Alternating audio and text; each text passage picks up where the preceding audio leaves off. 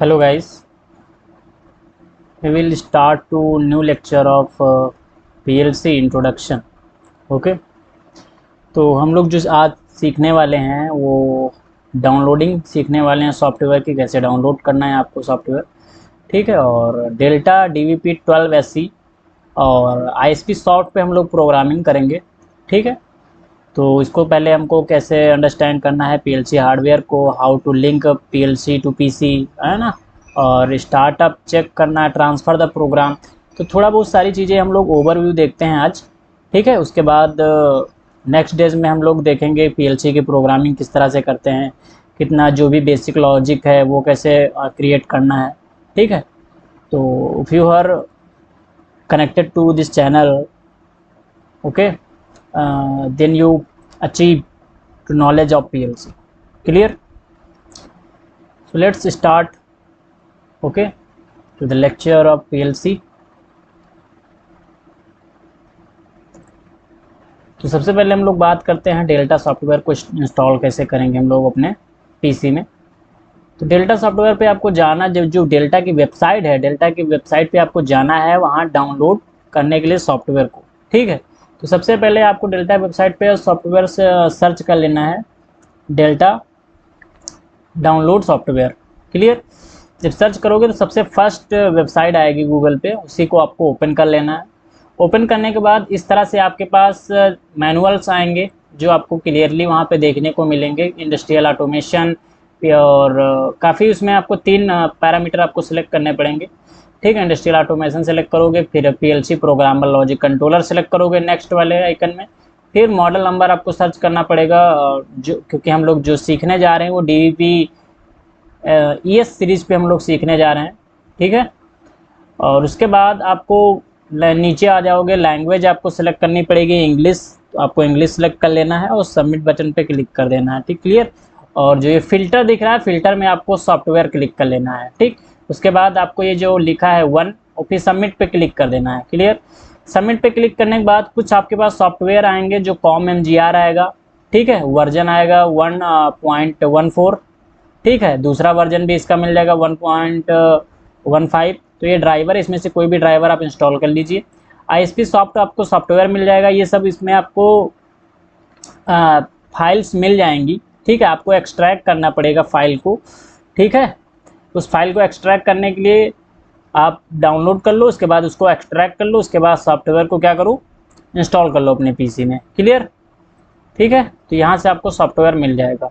ठीक है, अब बात करते हैं कि अंडरस्टैंडिंग ऑफ PLC हार्डवेयर क्या होता है। PLC में हम लोग जानते हैं कि ये सारी चीज़ें आपको मैनुअल में मिल जाएंगी। PLC के कितने इनपुट होते हैं, कितने आउटपुट होते हैं, क्या PLC में कितने लाइट्स लगा सकते हैं, कितने क्या एरर होते हैं, कम्युनिकेशन के लिए क्या क्या यूज करते हैं, सारी चीज़ें वहीं पे आपको मिल जाएंगी। ठीक है, तो वहीं से मैंने कुछ अंडरस्टैंडिंग वहाँ से की है, जो कि आपको यहाँ पे जो मेन पॉइंट हैं वो आपसे मैं डिस्कस कर रहा हूँ।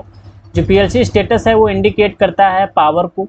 ठीक है, 24 वोल्ट DC जो ग्रीन लाइट दिखाती है रन करते समय, रन मूड होता है, जब PLC को रन मूड में डालते हैं तब वहाँ पे ग्रीन लाइट आती है। एरर कोई जनरेट होता है तो रेड लाइट आती है। कम्युनिकेशन जो यूज होता है, वर्किंग, ग्रीन, ब्लिंकिंग, तो कम्युनिकेशन जब हो जाता है तो ब्लिंक करना स्टार्ट कर देती हैं लाइट्स। ठीक है, तो जब यदि आप हार्डवेयर पे कभी काम किए हो तो आप शायद ये चीज़ आप देखोगे। ठीक है, कि जब कम्युनिकेशन में आता है तो ब्लिंक करना स्टार्ट कर देता है। ठीक है, PLC मूड क्या होता है, run, scan cycle, start the ladder, जो भी लैडर लॉजिक्स है, स्टार्ट टू प्रोसेसिंग, स्टॉप जो होता है scan cycle, stop to ladder logic does not work and all the non retentive and memory bits gets reset. जो भी retentive data होता है वो रीसेट हो जाता है। रिटेंटिव डाटा जैसे कि रिटेंटिव टाइमर आप लोगों ने पढ़ रखा होगा PLC में। तो रिटेंटिव टाइमर वो होता है जिसको टाइम को होल्ड करके रखता है कि आपकी इलेक्ट्रिसिटी कट भी गई तो क्या हुआ, वो डाटा को वहीं से स्टार्ट करेगा, जब भी इलेक्ट्रिसिटी आएगी तो वहीं से वो काउंटिंग करना स्टार्ट करेगा। रिटेंटिव टाइमर, रिटेंटिव काउंटर जो भी होते हैं, ठीक है, वो वहीं से डाटा को स्टोर करके वहीं से स्टार्ट करते हैं। तो उसके लिए हम लोग यूज करते हैं कि रिटेंटिव डाटा क्या होता है। नॉन रिटेंटिव जो बिट्स होती हैं वो तो रीसेट हो जाती हैं, पर रिटेंटिव बिट कभी रीसेट नहीं होती हैं। ठीक है, तो ये रन करना, स्टॉप करना PLC को यहाँ से हम लोग करते हैं।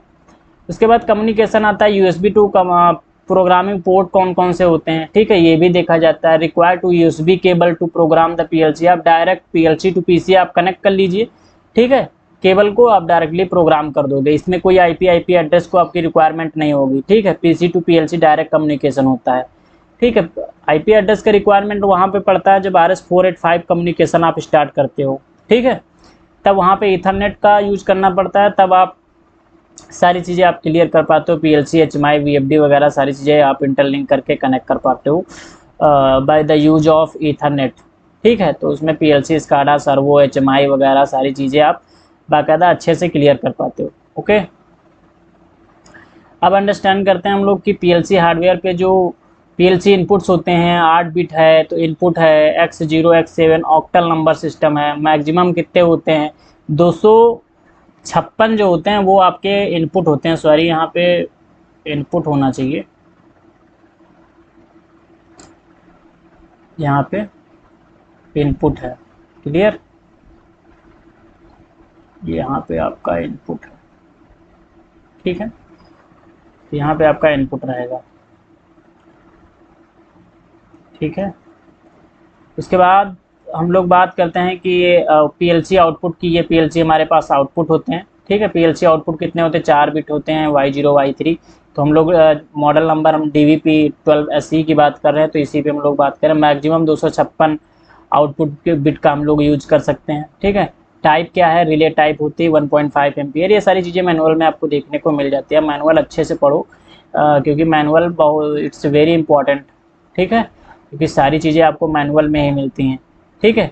प्रोग्रामिंग लैंग्वेज जो होती है, प्रोग्रामिंग लैंग्वेज आपकी 5 टाइप की होती है, जो कि 5 टाइप में आप देखते हो कि instruction list, ladder, SFC, FBD, ST। But mainly हम लोग जो सीखने वाले हैं वो लैडर प्रोग्रामिंग सीखने वाले हैं। तो ये लैडर प्रोग्रामिंग का जो एग्जाम्पल है मैंने दे रखा है आप लोगों को, ठीक है। ये लैडर लॉजिक हम लोग यहाँ पे सीखेंगे, ठीक है। How to link PLC to PC, अभी हम लोग देखते हैं कि ईथरनेट के थ्रू हम लोग इसको लिंक करना स्टार्ट करते हैं, क्लियर। कनेक्शन करते समय हमको काफ़ी चीज़ों को केयर करना पड़ता है जिससे कि कनेक्शन हम लोग प्रॉपरली कर पाए PC टू PLC। सबसे पहले क्या है कि सबसे पहले ड्राइवर को ओपन करना है, और ड्राइवर आपका नीचे रिबन में जो होता है ऑन होता है, कि जहाँ पर आपका वाईफाई वगैरह नेटवर्क सेटिंग वगैरह रहती है ना, वहीं पे नीचे वो दिखाता है, वहीं पे आपको ओपन करना पड़ता है ड्राइवर को इंस्टॉल करने के बाद। अब हम यहाँ पे बात कर रहे हैं कि जैसे आप क्लिक करते हो, ड्राइवर ओपन करते हो, ओपन करने के बाद ऐड करते हो, ऐड करने के बाद इस पर आपको काफ़ी चीज़ें आती हैं, स्टार्ट करते हो, तो वहाँ पे यहाँ पे एरर अभी जनरेट कर रहा है ना।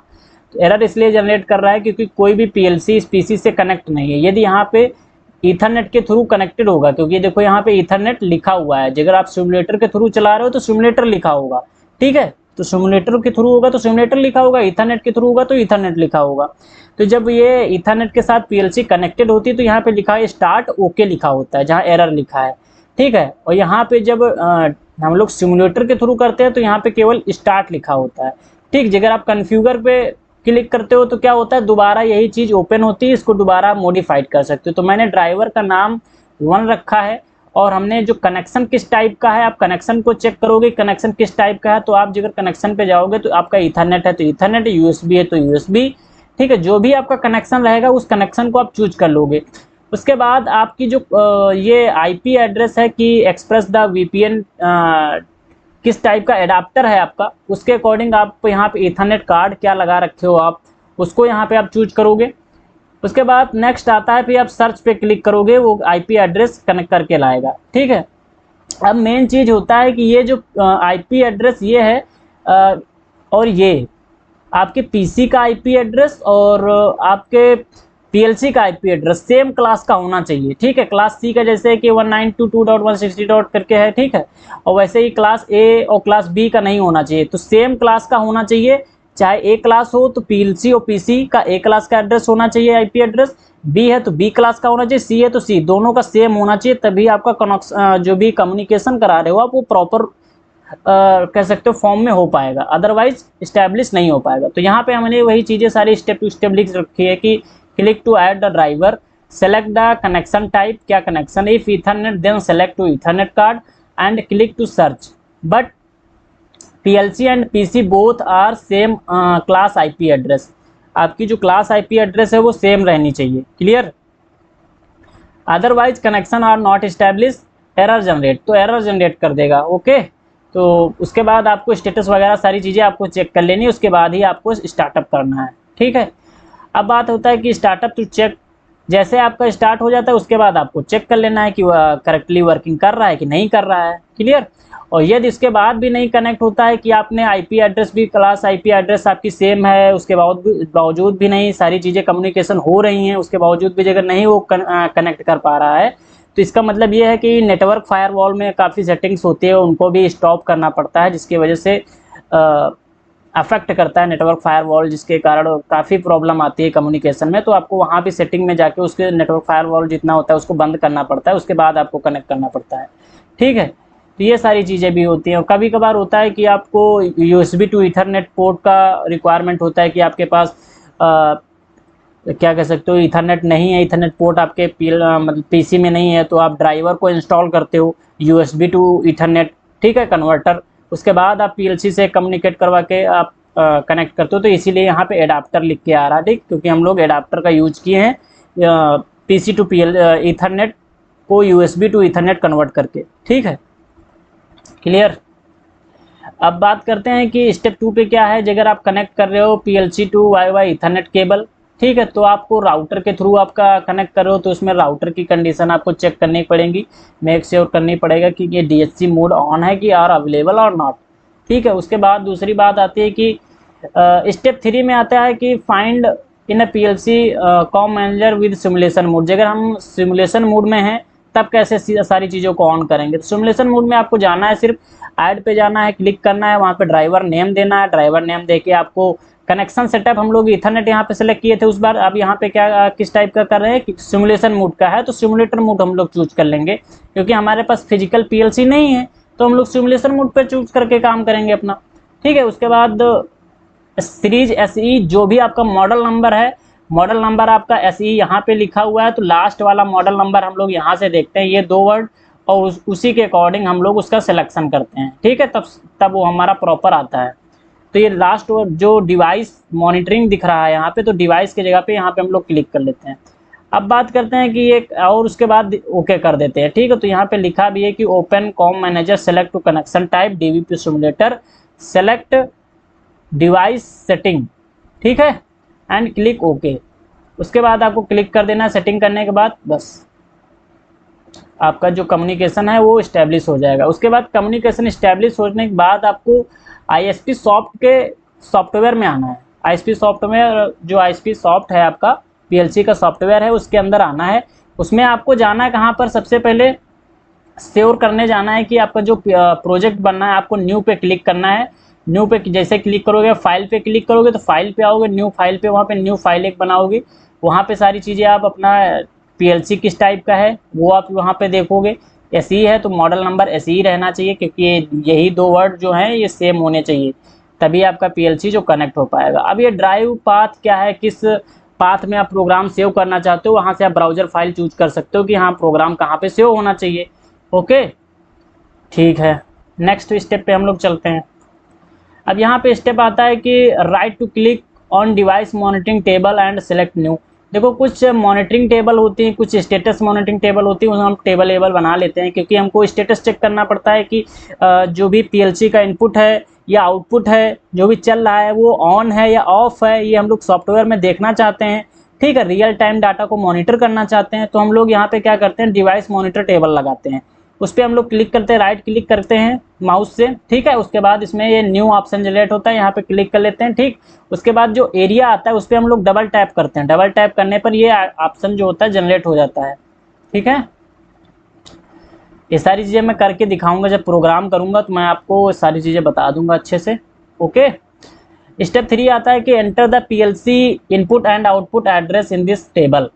ठीक है, इसमें क्या है कि आपको एड्रेस, अब जब एरिया आ जाएगा, मॉनिटर टेबल आप बना लोगे, तो आपको उस एरिया पे डबल टैप करना है, डबल टैप करोगे तो तुरंत ये आ जाएगा। ठीक है, ये पॉपअप होगा, आपको एड्रेस देना पड़ेगा पार्टिकुलर, किस एड्रेस को जो भी आपका इनपुट है उस इनपुट पे जो भी बटन, सेंसर, एक्चुएटर जो भी लगा हुआ है, आपका इनपुट लगा हुआ है, उस इनपुट का एड्रेस डाल दो वहाँ पे। यहाँ पे नेम पूछ रहा है, नेम पे जगह पे उसका एड्रेस डालोगे इनपुट का, और उसको ओके कर दोगे। ठीक, तो उसके बाद वो आउटपुट आके मतलब जो भी इनपुट है वो यहाँ पे शो हो जाएगा स्टेटस टेबल में। तो जितने भी आप देखना चाहते हो इनपुट आपके हैं उन सबको यहाँ पे डाल सकते हो, उनका स्टेटस यहाँ पे तुम रियल टाइम में मॉनिटर कर सकते हो। क्लियर? ठीक है। उसके बाद हम लोग जैसे यहाँ पे यहाँ पे हम लोगों ने डाल रखा है x0 x1 x2 x3 x4 y0 y1 y2 y3 y4, जिसका भी एड्रेस देखना चाहते हो इनपुट आउटपुट का उसका यहाँ पे एंटर करना पड़ेगा, आप तभी स्टेटस को मॉनिटर कर पाओगे। क्लियर?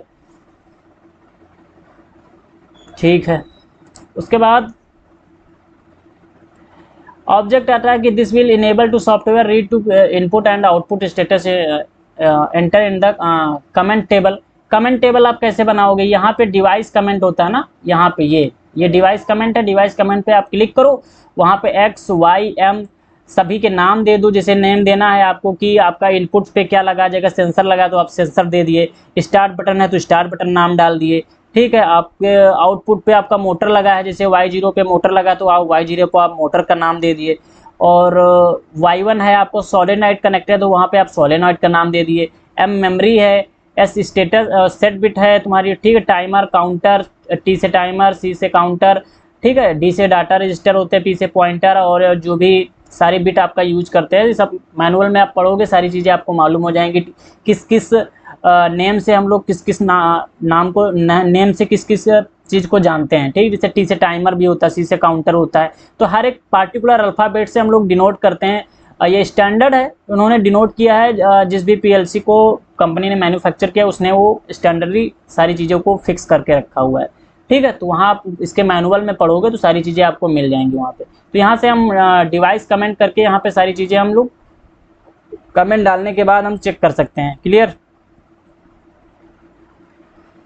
अब बात कर लेते हैं कि यहाँ पे सॉफ्टवेयर जो है आईएसपी सॉफ्ट है, बिल्ट इन कंपाइलर, और उसके बाद हम कंपाइल करते हैं प्रोग्राम को, सारी चीज़ें करते हैं, प्रोग्राम न्यू बनाते हैं, न्यू प्रोग्राम बनाएंगे। प्रोग्राम पे जब क्लिक करेंगे, प्रोग्राम पे क्लिक करेंगे तो नया प्रोग्राम खुल के आएगा, उसमें आपको ये फाइल पीओयू वगैरह रखनी है, वो डायरेक्ट यहाँ पे ओके करना है, लैडर लैंग्वेज को चूज कर लेना है बस, ठीक है। ओके कर देना है, एसएफसी तो एसएफसी पे, लैडर पे, पर हम लोग जो प्रोग्रामिंग करने वाले वो लैडर पे करने वाले, तो आपको लैडर चूज करना है और क्लिक कर देना ओके भी, ठीक है।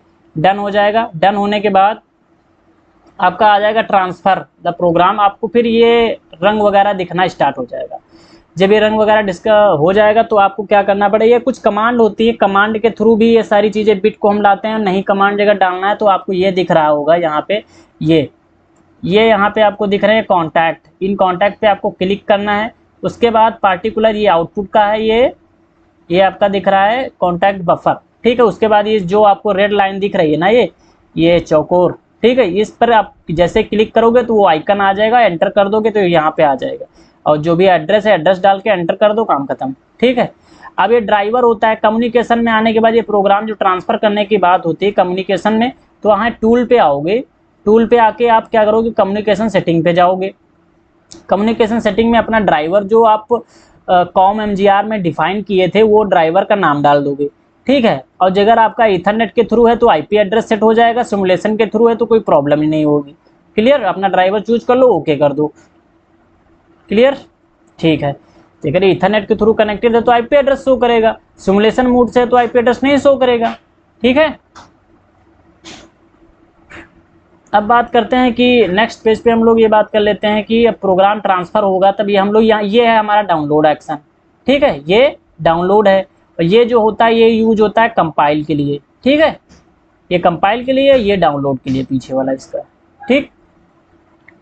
तो डाउनलोड कर दो प्रोग्राम को। जब डाउनलोड करोगे तो ट्रांसफ़र द प्रोग्राम पे क्लिक कर देना, आपको ये ट्रांसफ़र होना स्टार्ट हो जाएगा।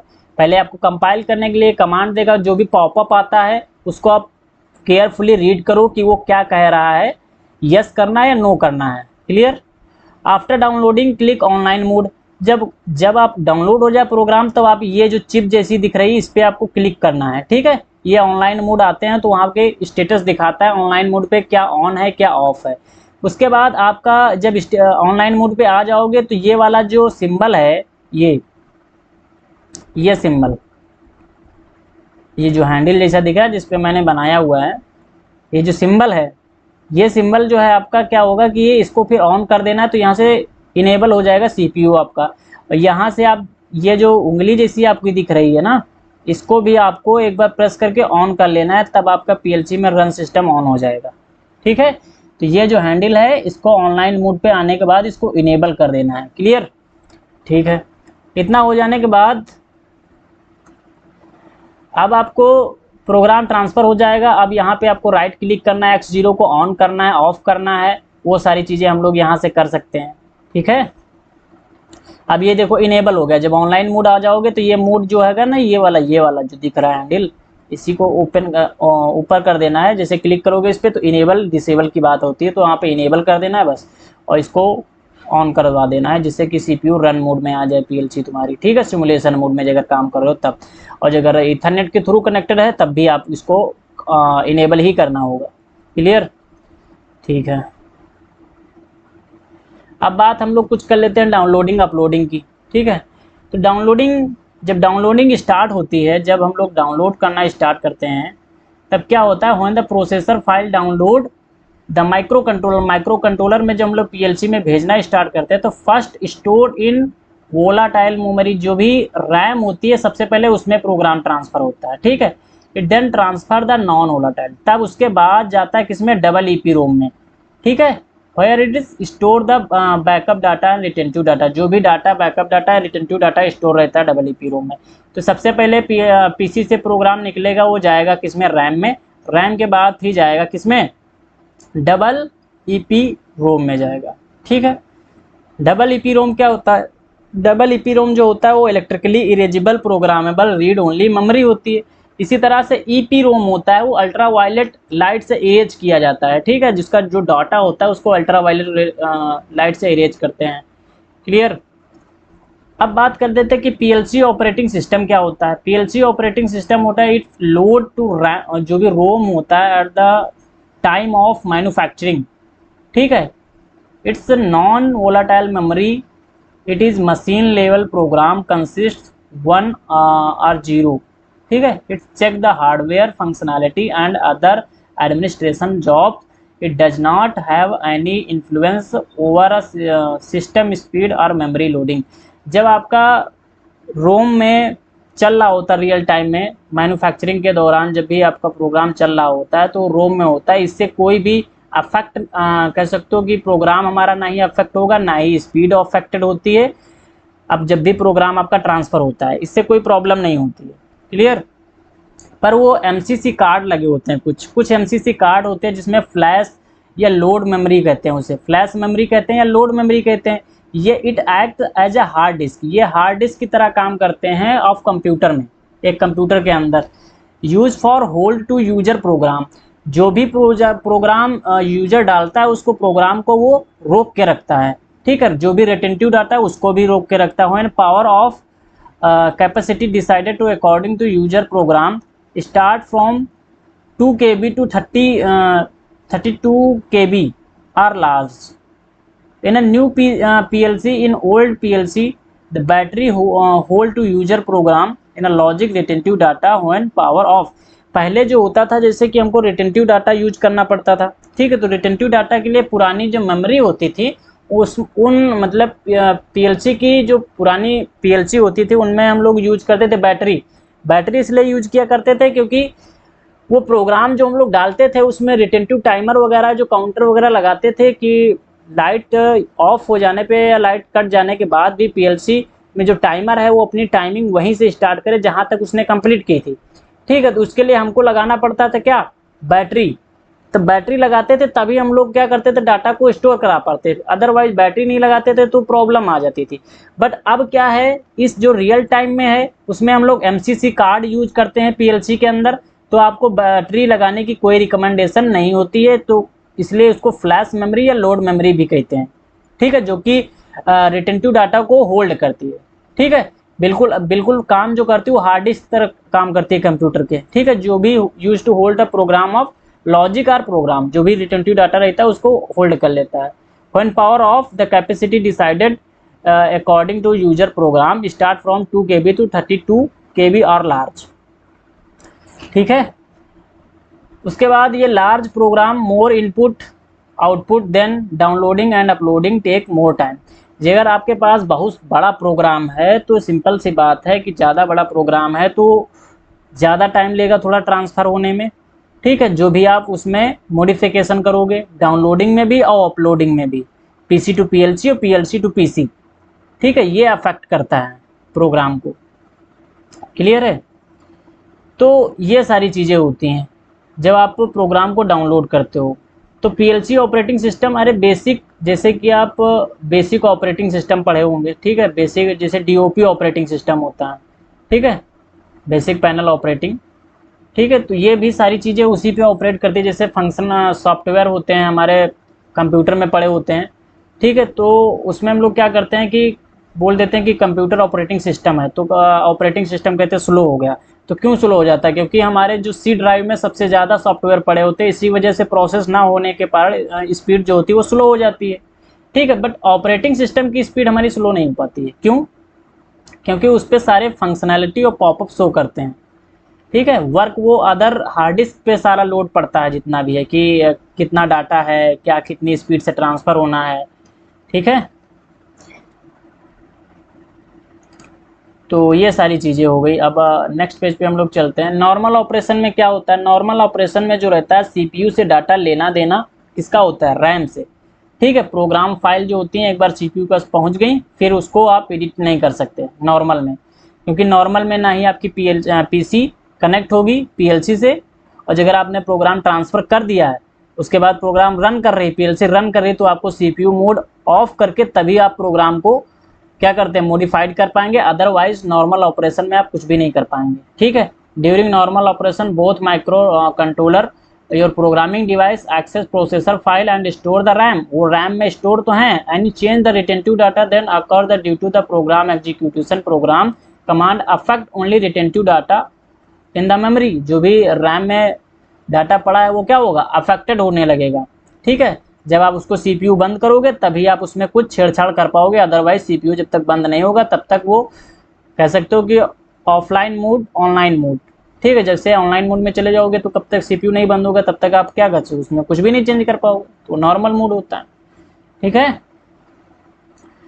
तो ये सारी चीज़ें। तो पावर अप जैसे होता है, पावर अप होने के बाद क्या होता है कि जो भी डबल ईपी रोम में डाटा पड़ा होता है, जो फाइल्स पड़ी होती हैं, वो तुरंत किस में जाती है? रैम में, ठीक है। जैसे ही पावर ऑफ होता है तो वैसे ही क्या होता है, जितना भी डाटा रैम में पड़ा होता है वो ट्रांसफ़र हो जाता है तुरंत किस में? डबल ईपी रोम में ट्रांसफ़र हो जाता है। क्लियर? ये सारी चीज़ें होती हैं जब प्रोग्राम डाउनलोड होता है या अपलोड होता है, जो जब पावर ऑन होता है या पावर डाउन होता है, ठीक है। तो आई होप ये सारी चीज़ें आपको अच्छे से समझ में आई होंगी, क्योंकि इतना कोई अच्छे से डीपली ना ही डिस्कस करता है और ना ही ये बता सकता है कि प्रोग्राम कहाँ जाता है, प्रोग्राम कहाँ आता है। डायरेक्टली लोग पीएलसी की प्रोग्रामिंग स्टार्ट करते हैं। तो सारी चीज़ें आपको अच्छे से माइंड मैपिंग क्लियर होनी चाहिए कि जो भी हम लोग पढ़ रहे हैं, जो भी डाउनलोड कर रहे हैं, अपलोड कर रहे हैं, डाटा कहाँ जा रहा है, डाटा कहाँ से कहाँ होके आ रहा है, तो ये सब चीज़ें मालूम होना बहुत ही नेसेसरी है। क्योंकि आप पीएलसी ब्रीफ में मैं आपको सारी चीज़ें सिखाने वाला हूँ, तो आप चैनल से जुड़े रहें, क्योंकि इससे बहुत सारा आपका ज़्यादा हेल्प मिलने वाला है, ठीक है। अब बात कर लेते हैं कि कुछ बेसिक रूल होते हैं जिससे हम लोग पीएलसी में ये बता सकते हैं कि कितने हमारे रंग हैं और कितने नंबर ऑफ बिट्स यूज हुई हैं, एक रंग में कितनी बिट यूज होती है। जो नेटवर्क होता है, नेटवर्क 1 नेटवर्क 2, आपने पढ़ा होगा नेटवर्क 1 नेटवर्क 2, ठीक है। तो वो रंग होता है, पार्टिकुलर एक रंग होता है। नेटवर्क 1 तो मतलब एक रंग है, नेटवर्क 2 तो मतलब दो रंग है, ठीक है, जिसमें हम लोग प्रोग्रामिंग करते हैं। जो शायद जो लोग पढ़े हैं उनको मालूम होगा, जो लोग नहीं पढ़े हैं उन लोगों को तो जब मैं प्रोग्रामिंग सिखाऊंगा तब मैं बता दूंगा ये चीज़, ठीक है। तो एक हम लोग जानते हैं कि अगर एक बाइट हमारे पास बाइट है तो उसमें 8 बिट होती है। क्लियर? इसी तरह से जो कंसीडर करते हैं कि वन लैडर रंग, एक नेटवर्क वो जो बराबर होता है वो एक बाइट के बराबर होता है। क्लियर? एक बाइट के बराबर होता है। जिसे इसी तरह से आप काउंट कर सकते हो कितने केबी की आपकी स्पीड है, तो उस हिसाब से आप बता सकते हो कि कितने हमारे लैडर लॉजिक, कितने रंग बनेंगे, ठीक है। तो एक हमारे पास एक बाइट है तो उसमें 8 बिट होता है, कंसीडर करते हैं एक लैडर रंग। एक नेटवर्क को या एक रंग को कंसीडर करेंगे एक बाइट के बराबर, ठीक है। अब उसमें कितनी रंग हैं तो आप मल्टीप्लाई कर लो, उससे आपका कैलकुलेट होके आ जाएगा कि कितने स्टेप हम प्रोग्राम बना सकते हैं, ठीक है। तो इससे बेसिक आप पीएलसी का निकाल सकते हो कि जितने नंबर ऑफ रंग होंगे उतने नंबर ऑफ बाइट होंगे। ठीक है, तो आप देखते हो कि अगर एक 1 KB है तो 1024 बाइट। ठीक है, अगर आपका जो CPU है जो और आप PLC है जो उसकी मेमोरी है, आप उसमें सारी चीज़ें चेक कर सकते हो। जैसे 1 KB है तो 1024 बाइट की रंग की होगी। ठीक है, और 1024 रंग की अगर होगी तो उसमें 8 से मल्टीप्लाई कर दोगे तो 8192 बिट बनेगा पूरा। 1 MB है तो 1024 KB, 1 GB है 1024 MB होगा, 1 TB है टेराबाइट जिसे कहते हैं 1024 GB बनेगा। ठीक है, PDB है तो उसको क्या कहते हैं, पेटाबाइट कहते हैं। तो ये सारी चीज़ें होती है, आपको क्लियर हो जाता है कि आप उसके अकॉर्डिंग आप PLC की मेमोरी की कैपेसिटी निकाल सकते हैं और कितने बाइट है ये भी निकाल सकते हैं। ठीक, सिस्टम मेमोरी क्या होती है? सिस्टम मेमोरी में हम लोग देखते हैं कि रैम जो होता है डाटा लॉस कर देता है पावर ऑफ, ये हम लोग पीछे भी देख चुके हैं। तो सिस्टम मेमोरी वो मेमोरी होती है जो एक एडमिनिस्ट्रेशन होता है, जो कह सकते हो ऑपरेटिंग सिस्टम होता है। One start to work generate any error, जैसे कोई हम लोग प्रोग्राम बनाते हैं या कंपाइल करते हैं जब, तो उसमें कोई भी प्रोग्राम में एरर जैसे जनरेट होती है तो वो जो सिस्टम मेमोरी में जाता है, रैम के सिस्टम मेमोरी में जाता है। तो वहाँ पे हमको ये प्रोग्राम स्कैन साइकिल हो रहा है, स्टॉप हो रहा है, हार्डवेयर रनिंग प्रॉब्लम या कोई भी हमारा पॉपअप जनरेट होता है, ठीक है, सिस्टम पे एरर बताना या नोटिफिकेशन देना, तो वो किस में आता है? सब वो इन्फॉर्मेशन जितनी भी कंटेंट स्टोर होता है कि वो सिस्टम के मेमोरी में आता है। ठीक है, तो ये सारी चीज़ें होती हैं। उसी तरह से इनपुट आउटपुट का स्टेटस वगैरह जो हम लोग देखते हैं वो कहाँ पर पहुँचता है? अभी हम लोग मॉनिटर टेबल जो भी बनाते थे, स्टेटस टेबल बनाते थे, कमेंट टेबल भी बनाते थे ना, तो वहाँ सब वो कहाँ पे मिलता है? वो सब सारी चीज़ें हमको यहीं पे मिलता है, यहाँ पे। ठीक है, और तो ये इनपुट आउटपुट स्टेटस वगैरह हमको एरिया देखना है, इमेज देखना है कि क्या स्टेटस ऑन है, क्या है, ऑन है, ऑफ है, कमेंट देना, वो सब सारी चीज़ें कहाँ पे होती हैं? रैम में होती हैं। ठीक है, रैम डाटा उसको लॉस स्टोर करके रखता है, और जैसे ही आप उसको क्या करते हो, कट करते हो या प्रोग्राम ऑफ करते हो तो फिर से वो रीसेट हो जाता है। ठीक, और डाटा मेमोरी होती है जिसमें timer, counter, data register, mathematical calculation होता है, वो डाटा मेमोरी होती है, इसी का एक पार्ट होती है रैम का। आई होप आप लोगों को बहुत अच्छे से सारी चीज़ें, ये इन्फॉर्मेशन सारी समझ में आई होगी। ठीक है, अगर आपको अच्छी लगी इन्फॉर्मेशन तो वीडियो को लाइक करो एंड शेयर करो। ठीक है, अपने यार फ्रेंड्स एंड कलीग्स को शेयर करो सारी चीज़ें, इन्फॉर्मेशन, क्योंकि फ्री नॉलेज है तो आई होप आप लोगों को लेना चाहिए, क्योंकि कोई आपका एफर्ट नहीं जा रहा है। ठीक है, आपको फ्री नॉलेज मिल रही है तो आपको रिसीव करना चाहिए, जिससे कि आप भी कुछ सीख के कुछ बन पाएँ और कुछ कर पाएँ अपनी लाइफ में। इसलिए मैं आपको ये इन्फॉर्मेशन डिलीवर कर रहा हूँ। ठीक है, तो इसे फालतू ना समझें, इसको अच्छे से रीड करें, पढ़ें और अपने जॉब को अचीवमेंट करें। जितने भी आप जॉब लेना चाहते हैं, जैसी भी जॉब लेना चाहते हैं, तो आप डीपेस्ट नॉलेज हो आपके पास। ठीक है, thanks for watching my video. Okay, and power of your knowledge. Bye bye and see you.